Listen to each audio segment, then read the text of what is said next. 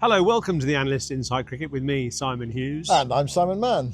We've come up to Headingley, having had 2 months of a heat wave. 3 months, isn't it? Oh, I mean, unbelievable. I mean, you know, I played golf with my daughter in Hampton Court, and it was like the African savannah. Yeah. You know, it's incredible. There's not a blade of grass anywhere in south of Watford, and then we come up here and it's rained all afternoon. Yeah. Well, it didn't actually. It rained for a bit of time, and then we lost a bit of play. And now it's 8 o'clock at night. It's nearly dark when we're doing this review of the day, because we went through to 7:30. Well, it was great for the spectators actually to make up the time, although the ground was half full, wasn't it, by 7? And we're going to hear from one or two of the spectators in a bit actually, because I spent a bit of time today with, mention it quietly, the Barmy Army today.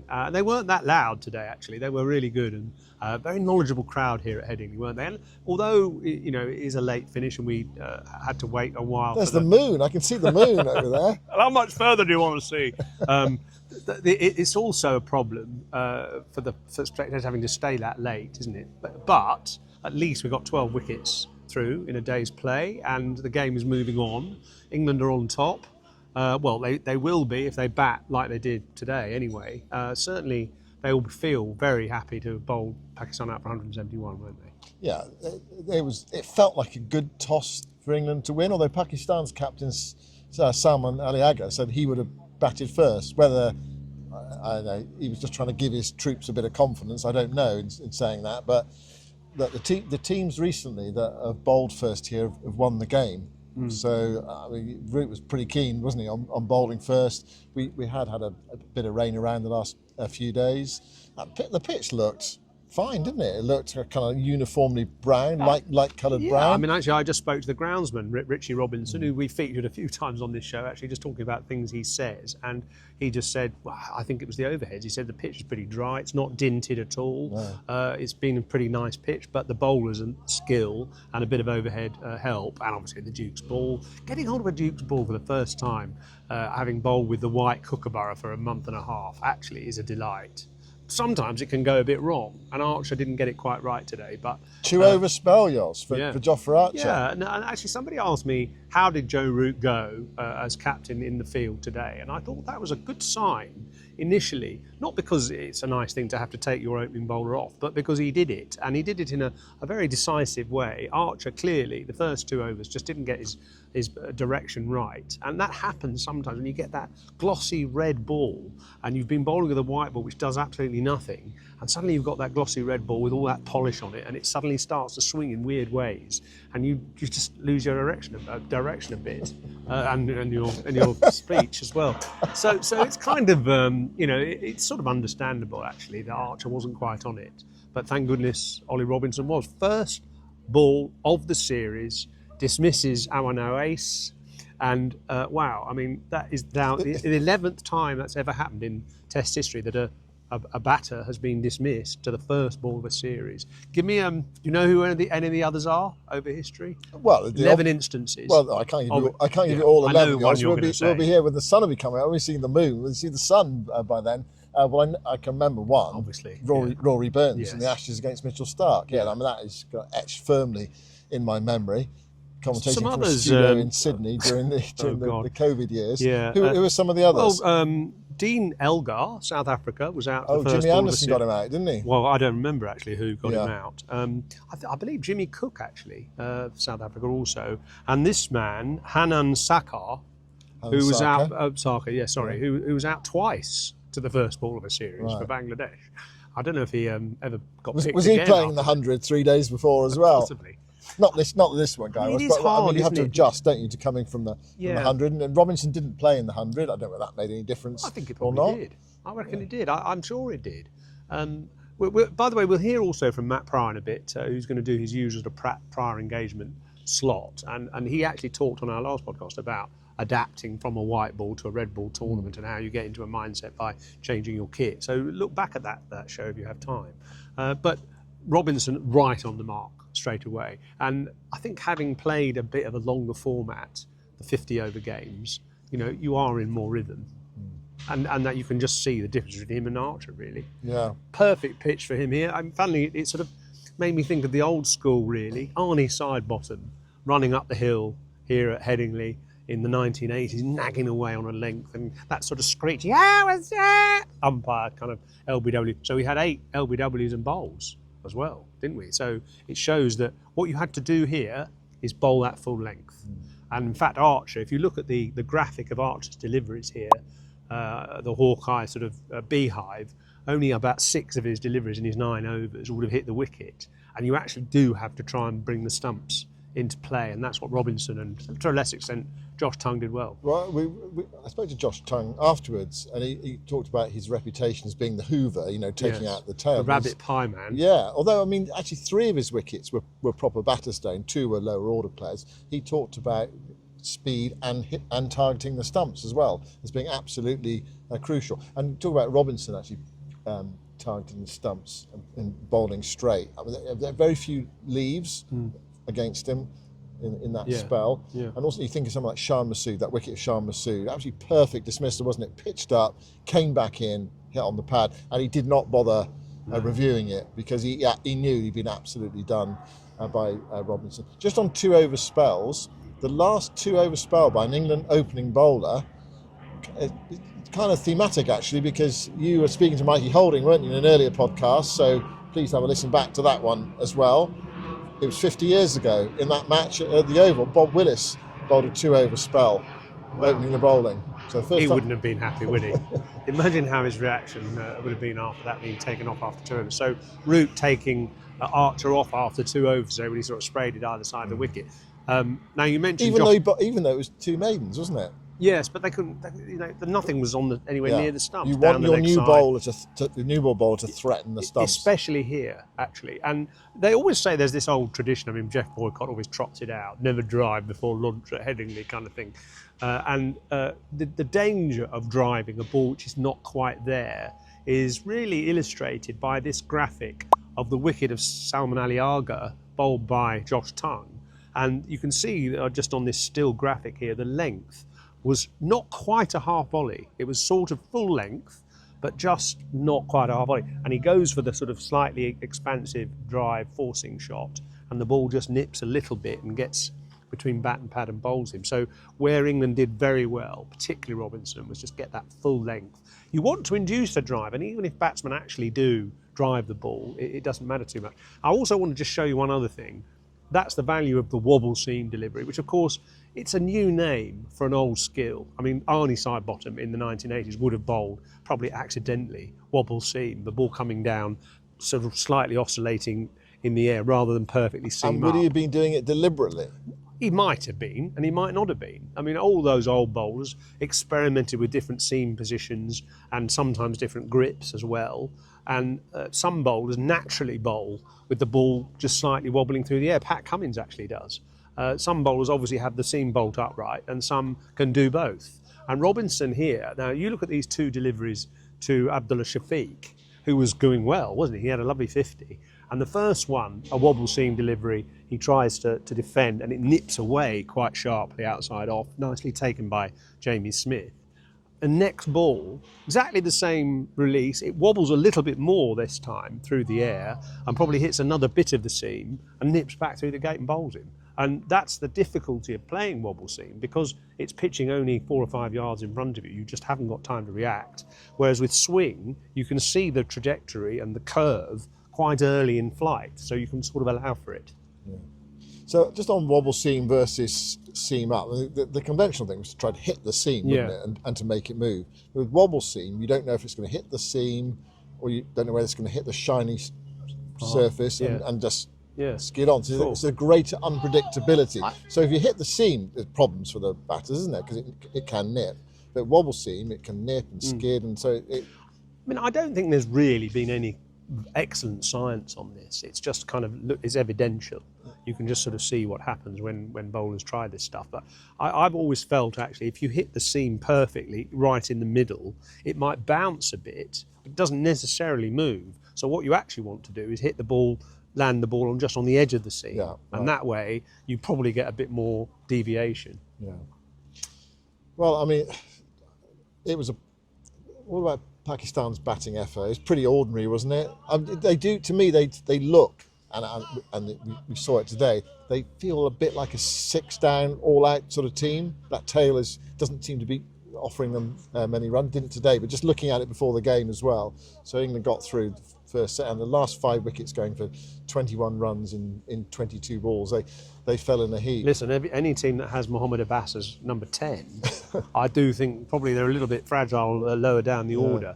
A couple of batters, well, 2 batters got out at first ball, didn't they? It can happen in these conditions. The bowler's on a high after a wicket, bowls a lovely delivery first ball to the new player and gets him out. I mean, it's tough for them. They're not used to these sorts of seaming conditions very much, and it's not easy for them. And they're up against, Ollie Robinson now has, I think it's 83 test wickets at 21. And that is up there with some of the greats. Not many bowlers have taken their test wickets at under 21. Malcolm Marshall, Curtly Ambrose, Joel Garner, I think Kagiso Rabada as well, Jasprit Bumrah, but very few. And so he's got a way to go to get to that level, of course, but it's pretty good. Yeah, I mean, his stats have always been good, haven't they? County cricket, test match cricket. You do sometimes feel with England that over the last couple of years, they kind of made a decision on him, and you think, do England have such riches that they can afford to spurn a bowler who is capable of producing those sorts of figures? But he was persona non grata, wasn't it? They felt he wasn't fit enough, whatever, and so they left him out. But he's come back this summer, and the cricket he's played, he's produced. I mean, he's bowled on 2 quite good pitches to bowl on. It's fair to say. He's still got to deliver, though. Yeah. And these are his 2 consecutive test matches are his only 2 first-class games in the last 2 months, aren't they, actually? 7 wickets in 1 at Lord's and now 5 for here. So impressive and well supported by Josh Tongue as well. So 171 all out Pakistan. And it was about that time in the day when I spoke to Matt Pryor. We talked about DRS, actually, because there was one dismissal today, Saad Shakil, who got trapped LBW, was given out after quite a long time by the umpire, and then they decided whether they would review it or not. They didn't review it in the end, or they ran out of time. They ran out of time, I think. He walked off, and Hawkeye showed that it was actually missing. So, got that wrong, Pakistan. DRS is a tricky old phenomenon.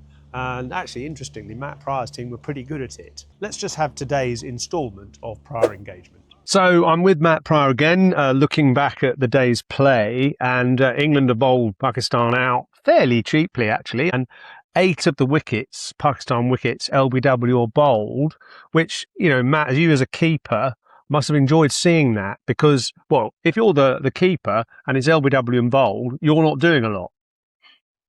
Well, sometimes you want the catches, Yelza, don't forget that. But also you don't want the risk of dropping them.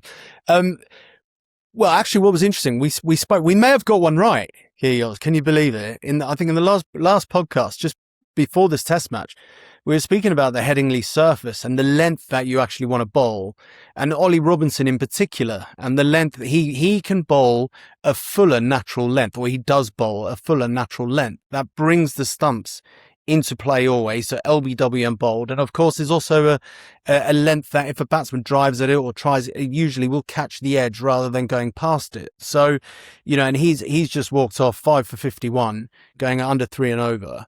So as I say, we may have got one right, but it is the length. England will have spoken about it. We've got Troy Cooley, the new bowling coach. He would have worked with the group and said, right, Headingley, how do we want to bowl? It's all well and good winning the toss, bowl in good conditions, but you've got to put the ball in the right area. And often teams don't, because there's a different dynamic, there's a different mental pressure when you win the toss and bowl. And you feel like you have to bowl the team out. So you end up trying too hard and you miss your areas and you come away from your plan. So the fact that England had an obvious plan, but then were able to execute it, i.e. bowling that fuller length, bringing the stumps into play, has worked for them, and Pakistan 171 all out. Do you think that the keeper stood up to the stumps sometimes gives the bowlers more discipline? And Jamie Smith came up to the stumps midway through the innings, and I don't know, it maybe just stepped up the bowlers' accuracy a bit more. Do you think that happens sometimes? I think it can do. I think it's a very some bowlers enjoy having the wicketkeeper up to the stumps. Some don't, but I think you're right. Even the fact that the keeper's gloves where they are positioned, yeah, it's something to aim at, isn't it? Gives Yeah. you something to aim at. Exactly, it gives you something to aim at, and also with that plan, you don't tend to bowl wider because you're not looking like, yes, you want to still nick off and bring the slips into play, but it's very obvious. You want to keep the batsman in his crease. You want to target his pads. You want to target LBW and bowled, and therefore the line, dictates, or that plan dictates the line you want to bowl, which is, off stump, really.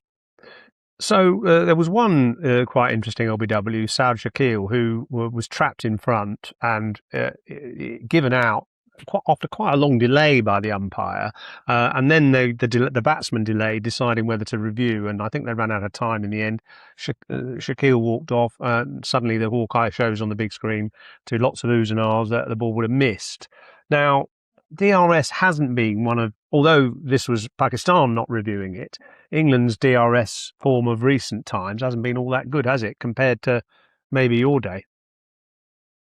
You've lined me up beautifully there, Yoz. I think we still have the highest percentage success rate. I think it's something like 86%. When Strauss was captain and I was wicket keeping. And it was also when DRS first came in.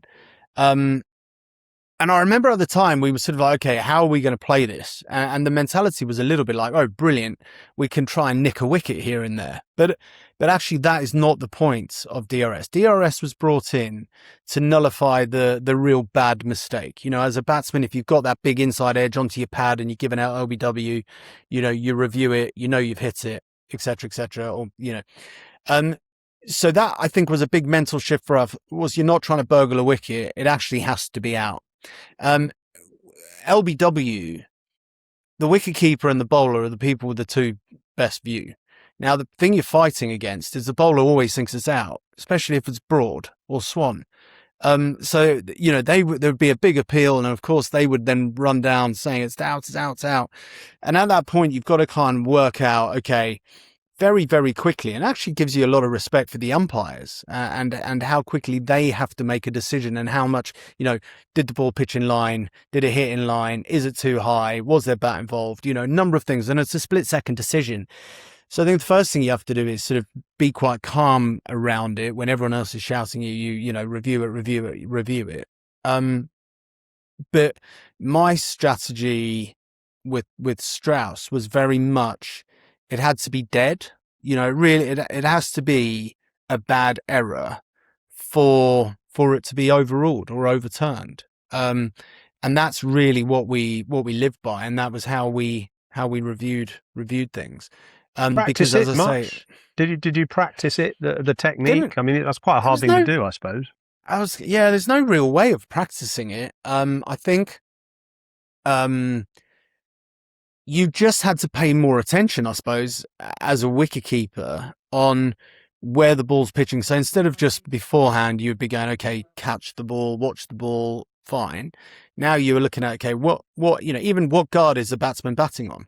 If a batsman's batting on leg stump guard and it hits him left side, right-handed batsman hits him the left side of his front pad, there's a good chance it's going down leg, or clipping at best, in which case don't review it because you're just going to lose a review.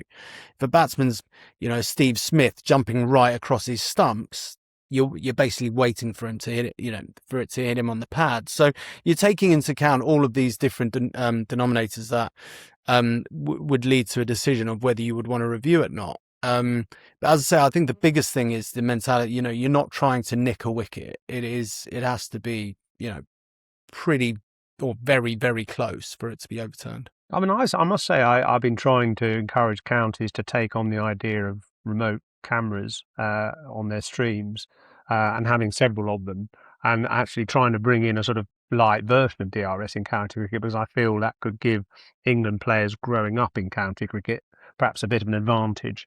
Ultimately, when they get into the test arena, and no other country has a mini DRS or a light DRS in their domestic game, we could steal a march on them there, but it's like pulling teeth trying to get the counties to agree to that. Do you think the DRS has sort of abolished the batsman who walks off going, that was not out, that was missing all three, what, I've been sawn off again. Maybe that generation of batsmen has gone now.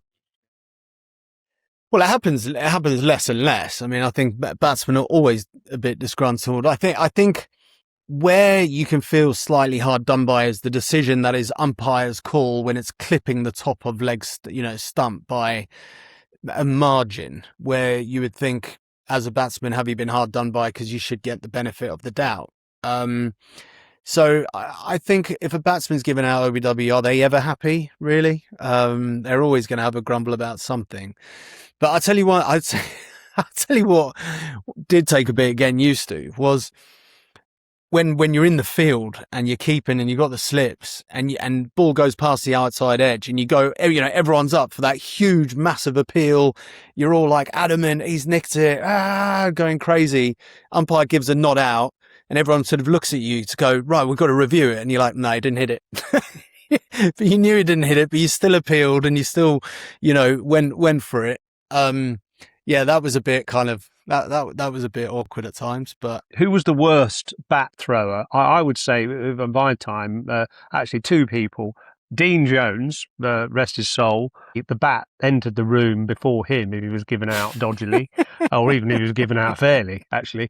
And Desmond Haynes, in fact, here, playing for Middlesex against Yorkshire at Headingley, he was so furious about an LBW, he came storming into the old pavilion and smashed the showers with his bat in the cubicle behind the dressing room, and all the shower just shattered. All the glass went everywhere.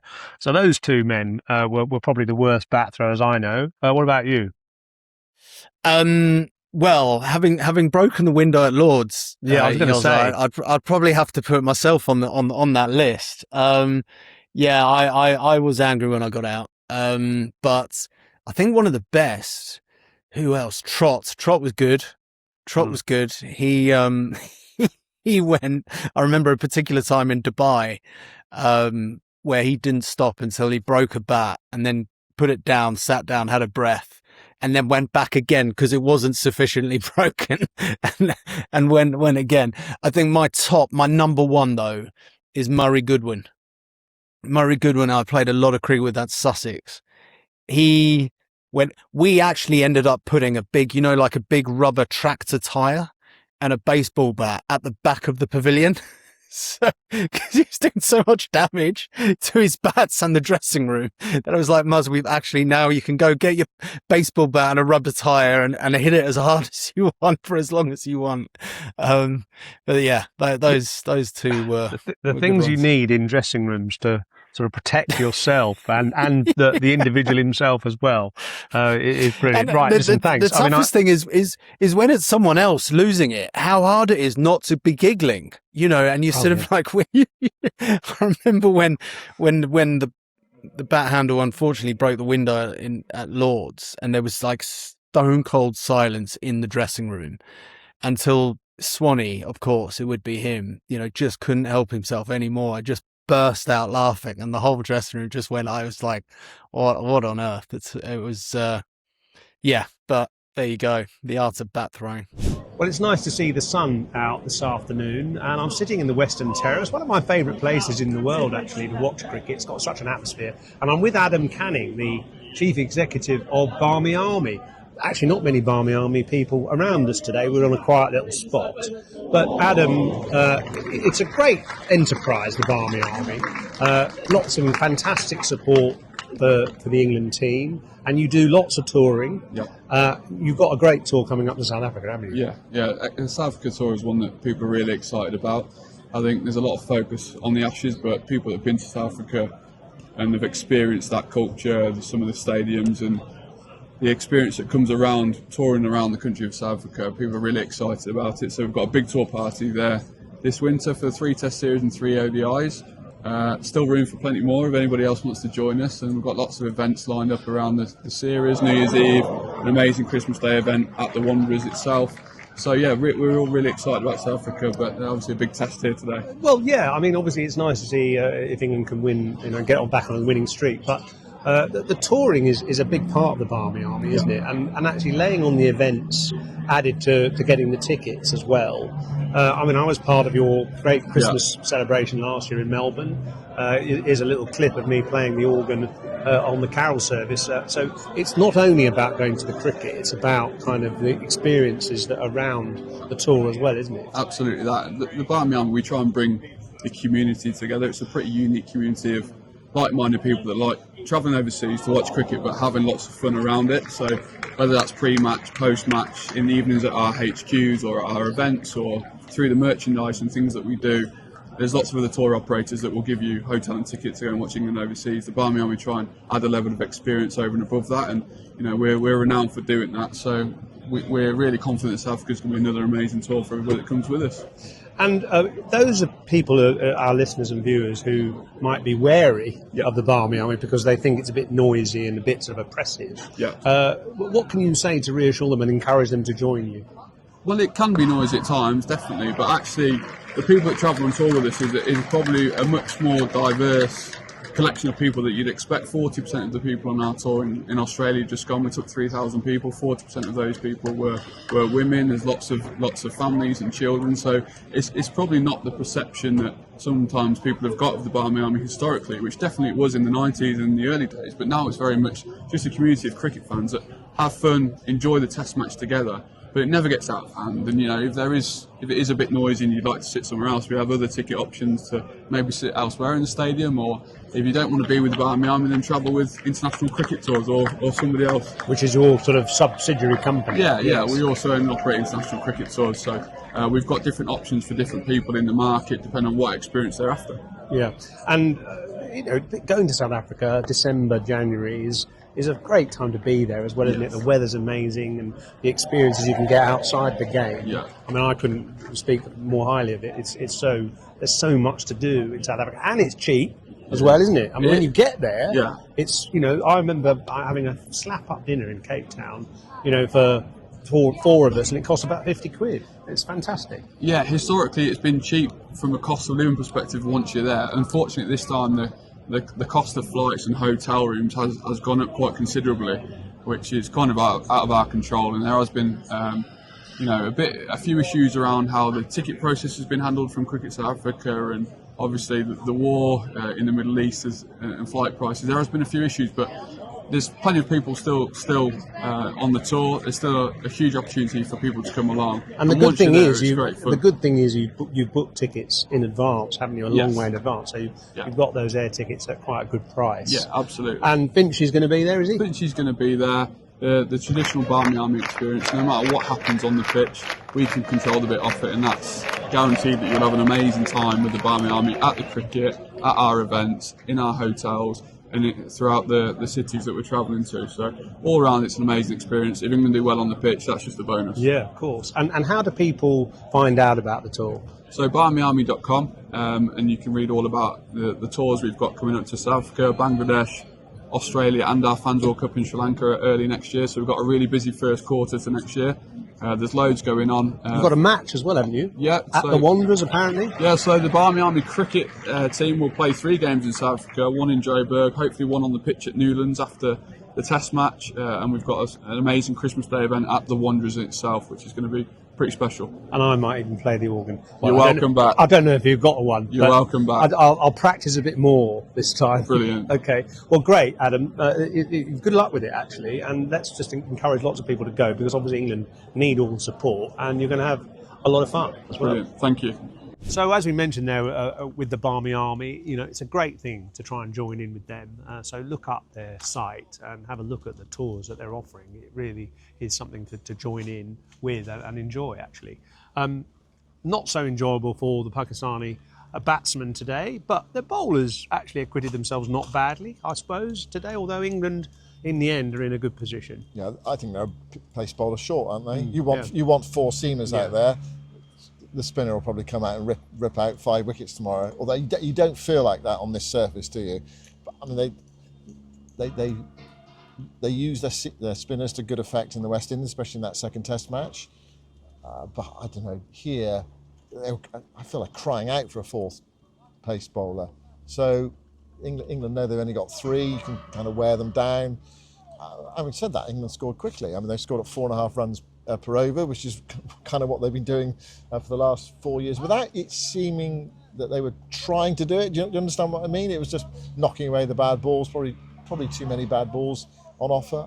I'm not sure that Pakistan bowled that well, but then there's the psychology of the match, isn't it? When you're bowled out for 170, you perhaps strive a bit more.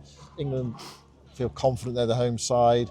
They know these conditions well. They know this surface well, and they know they've only got 3 seam bowlers to face. And there's no express pace there, which doesn't necessarily matter, because Ollie Robinson takes his wickets. He's most successful when he bowls under 80 miles an hour statistically. So it's not all about pace actually, but I just feel you feel quite confident. You're kind of on top of the team. You know, how often have we seen an England team, say against Australia, be bowled out cheaply, and you think, well, these are quite conditions of bowling, but the Australians, you know, they make a decent response. It's the psychology of cricket as much as anything, isn't it? Yeah, I feel sorry for Pakistan in a way, because they have lost. Well, I say lost. They certainly haven't picked a couple of their quicker bowlers. You know, Shaheen Afridi, for instance, would have asked questions on here, and you know, they had such a great line of fantastic pace bowlers in the 90s, and those pace bowlers just haven't really come through. You know, in the last 15 years, they haven't had that same level of real potency, and that was when they had their most successful period in the 90s. But I don't think Pakistan, you know, groom their players to bowl fast anymore. I don't sense they have that many fast bowlers anymore. They have the fast medium bowlers who are perfectly respectable, but no one with real pace. It was interesting, wasn't it, actually? I mean, Michael Holding, you mentioned that interview I did with him last week, and you know, it was a fascinating interview about the whole evolution of the West Indies cricket in the 1970s.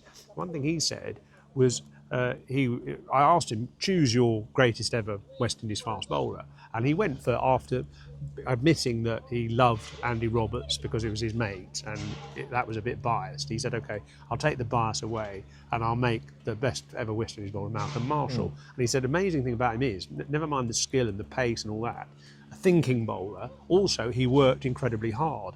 And he said he went into his room one day on tour in Australia, and he was sitting there playing cards with his great mate Desmond Haynes, and he looked up down at Marshall's feet, and he had 2 bags of sand around his ankles. He said, what are you doing with that? Why have you got those bags of sand around your ankles? And he said, well, I walk around with them all day, so when I take them off, I feel as light as a feather. So it was sort of, he was training for his hard work, you know, even playing cards at night. Yeah. And that's what you need to do. And you know, there's no substitute for hard work to become those kind of great pace bowlers that they had. Yeah, well, I just thought their attack is kind of steady, but with that, I actually quite like having 4 fast bowlers in modern teams. Yeah, I think you can just keep that relentless pressure on a batting side.